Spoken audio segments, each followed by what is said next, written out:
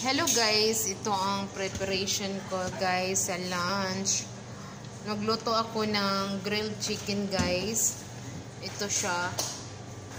Nilagyan ko siya ng mga orange.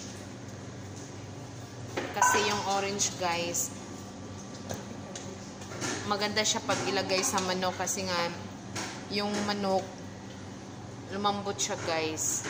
At saka manamis-tamis din yung lasa. O diba? Tapos ito na yung sauce ko na minimix dyan sa manok. So ilagay na natin guys sa manok. Simple ingredients lang siya guys, na kayang-kaya natin bilhin at makikita natin sa ating bahay, kusina. O diba? Yung mga kaibigan ko rin guys, iba din yung loto nila. Busy din siya guys. Ako din busy din. At yung mga kasama ko din,